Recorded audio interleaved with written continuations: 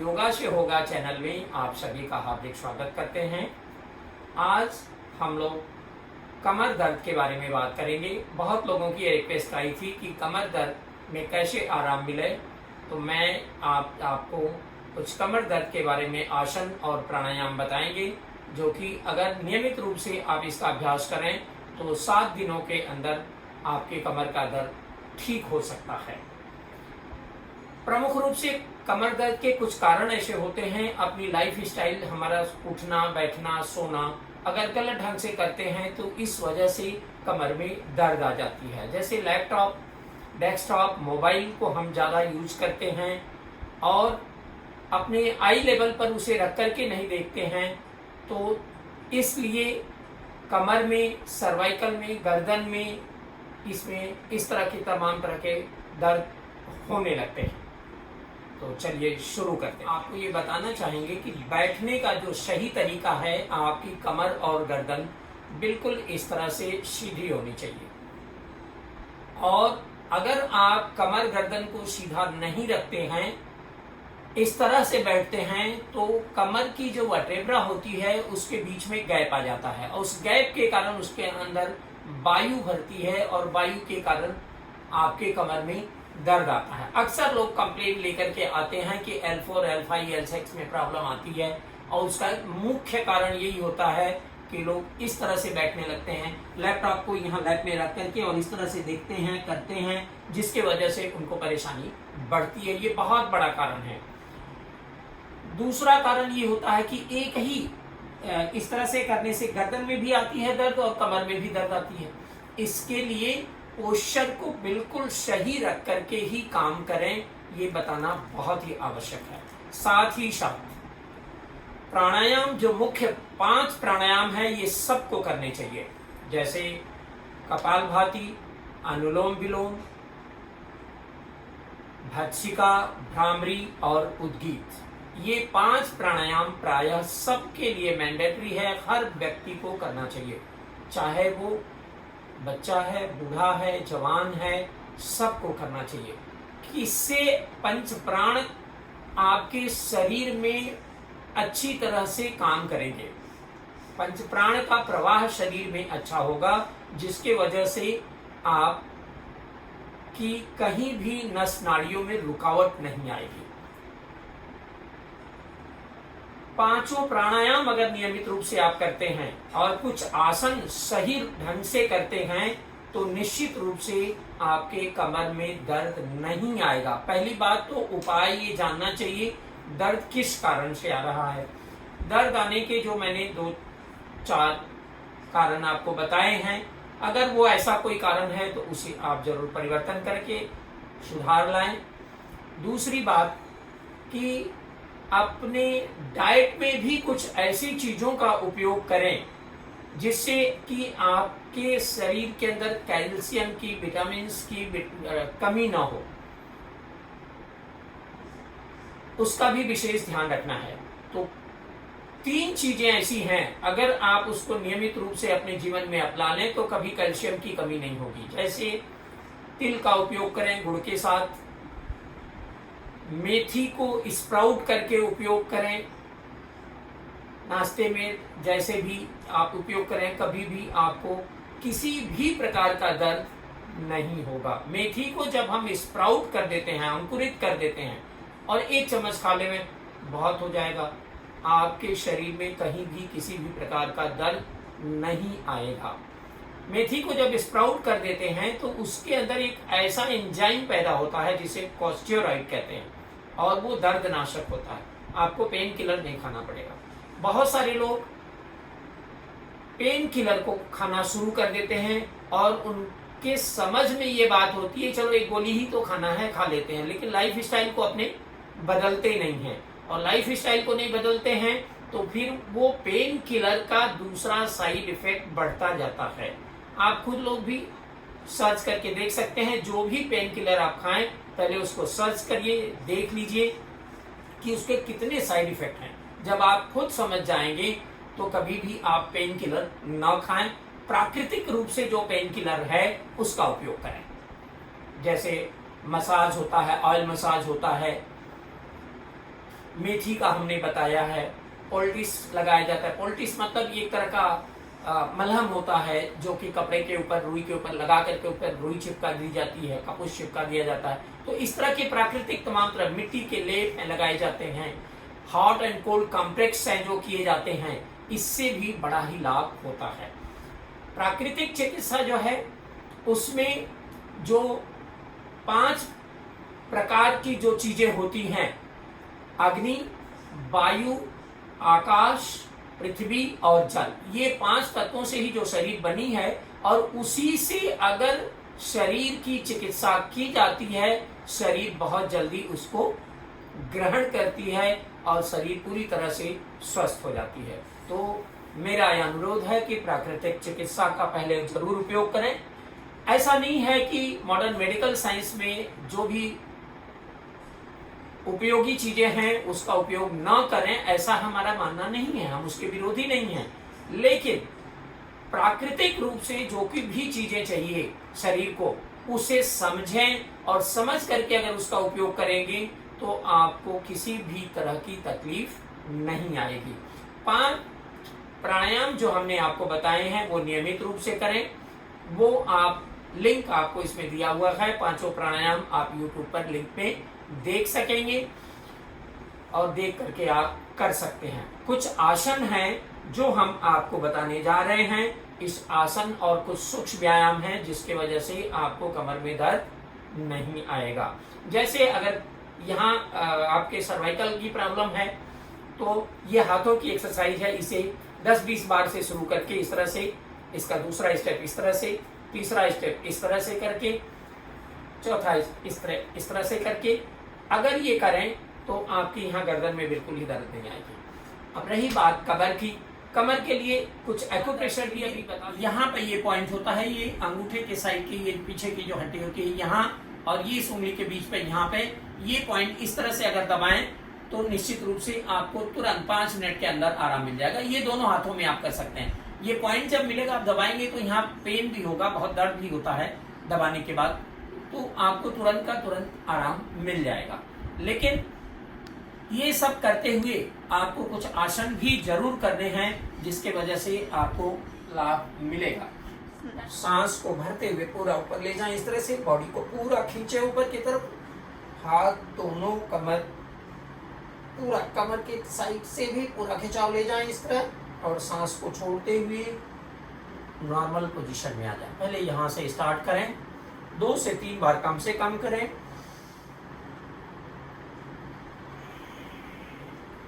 ऐसे ही दोनों साइड में जाना है।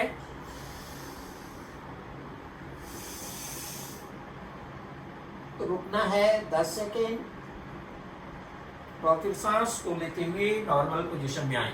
ऐसे ही दूसरे साइड जाएंगे।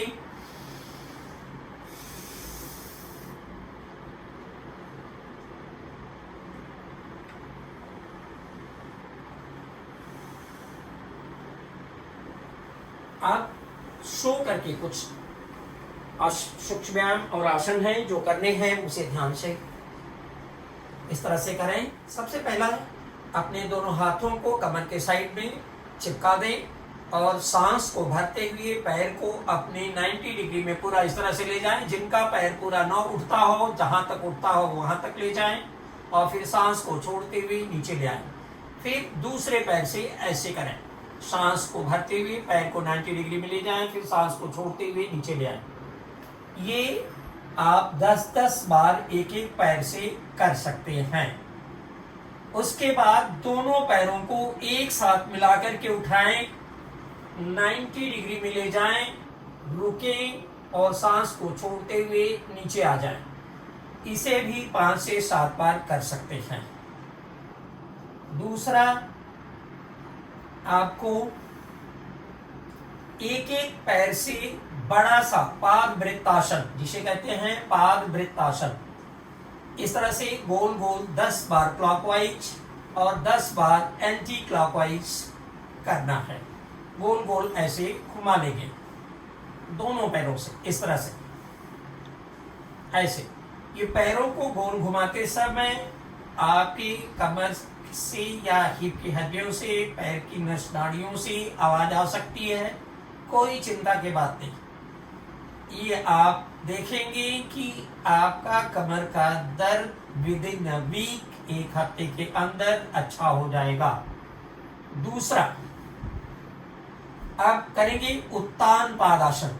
सांस को भरते हुए दोनों पैरों को ऐसे उठाएंगे और 10 सेकंड से प्रैक्टिस बनाएं इसको। इससे आप देखेंगे L5 L4 में L6 के ऊपर पूरा प्रेशर आएगा। इससे पंच प्राण का प्रवाह, पूरा ब्लड जो है आपका पैरों की तरफ से स्वाधिष्ठान केंद्र की तरफ आएगा, मूलाधार केंद्र से होते हुए, और पूरा ब्लड का संतुलन। अगर कहीं कोई भी सेल्स डीजेनरेट हो रहे हैं तो वो वापस रीजेनरेट होने लगते हैं। 10 सेकंड से इसकी प्रैक्टिस करें ऊपर रखने के लिए, और फिर इसे 1-2 मिनट भी कर सकते हैं आप जब प्रैक्टिस आपकी बन जाए। 20 से 30 सेकंड के अंदर ही, 20-25 सेकंड के अंदर ही आपके पैरों में कंपन होने लगेगी। तो जितना आप बर्दाश्त कर सकें उतना ही करें। 10 सेकंड से ही पहले प्रैक्टिस करें और फिर इसे 1-2 मिनट आप कर सकते हैं। इसका विशेष ध्यान ये रखना है कि जितनी देरी तक आप पैर को ऊपर रखते हैं उतनी ही समय तक आपके पैर को नीचे रखना है। ये विशेष ध्यान देने की जरूरत है। अब अपने दोनों हाथ की उंगलियों को इस तरह से मिला करके अपने सिर के नीचे रखें। दोनों पैरों को मोड़ें, मोड़ करके दोनों पैरों के ऐसे मिला दें, अपने हिप के पास ले आए और सांस को भरते हुए दोनों पैर के घुटने राइट साइड में दाहिने तरफ जाएंगे और सिर बाएं तरफ जाएगा। इससे भी आपके L4, L5, L6 में पूरा खिंचाव आएगा, तनाव आएगा। कुछ सेकंड के लिए रुकें और फिर धीरे धीरे सांस को लेते हुए नॉर्मल पोजीशन में आ जाए। ये 2-2, 3-3 बार आप कर सकते हैं। इसी तरह से दूसरे साइड से भी करेंगे। इसमें गर्दन आपकी राइट साइड की तरफ जाएगी, घुटना आपका लेफ्ट की तरफ जाएगा। देखेंगे पूरा उसके ऊपर प्रेशर आ रहा है। ऐसे ही करना है। ये 2-2, 3-3 बार जरूर करें। ये मरकट आसन, इसे योग की भाषा में कहते हैं। अब दोनों पैरों के बीच में 1 फीट का गैप बना दें। वही क्रिया फिर से करें जैसे पहले आपने किया था। इसमें आपका राइट घुटना जो है जमीन से टच होगा, लेफ्ट घुटना जो है पैर के पंजे पर आ जाएगा, सिर लेफ्ट साइड में आ जाएगा। इस तरह से ऐसे ही दूसरे साइड से भी करें।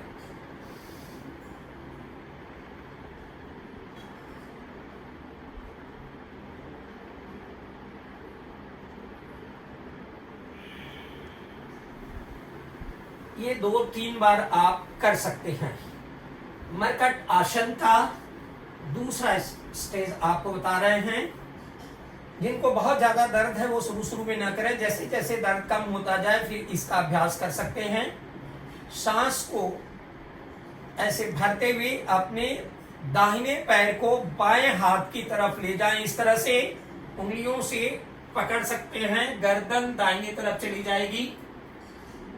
पकड़ सकते हैं आप, नहीं पकड़ पाए तो कोई बात नहीं, धीरे धीरे होने लगेगा, इससे पूरा लाभ मिलेगा।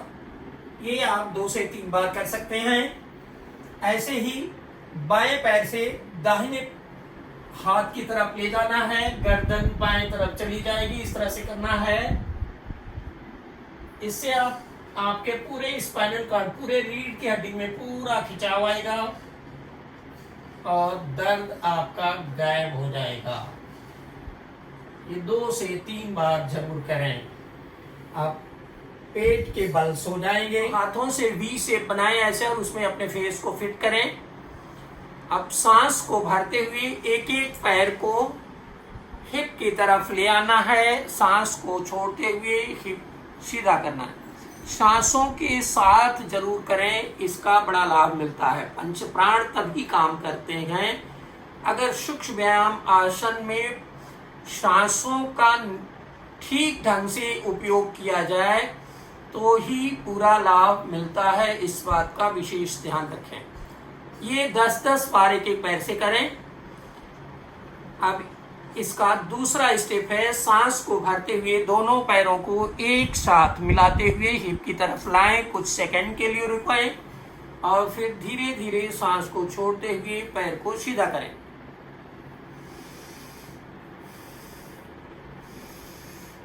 ये 5 से 10 बार आप कर सकते हैं। अब अपने दोनों हाथों से एल शेप बनाएं इस तरह से और सांस को भरते हुए गर्दन और छाती को ऊपर उठाना है, सिर्फ इतना ही उठाना है और कुछ सेकंड रुकेंगे, फिर सांस को छोड़ते हुए नीचे आ जाए।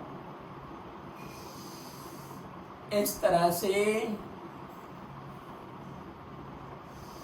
इसे 5 से 7 बार आप कर सकते हैं। अब अपने दोनों हाथों को अपने कमर की साइड पे ले आए और सांस को भरते हुए ऊपर ले जाएंगे, उठाएंगे अपने पूरे शरीर को, कमर के आखिरी हिस्से तक उठाएंगे और कुछ सेकंड के लिए रुकेंगे इसी पोजीशन में, फिर सांस को छोड़ते हुए नीचे आ जाएं। इसे भी 5 से 10 बार आप कर सकते हैं। योग की भाषा में इसे भुजंग आसन कहते हैं।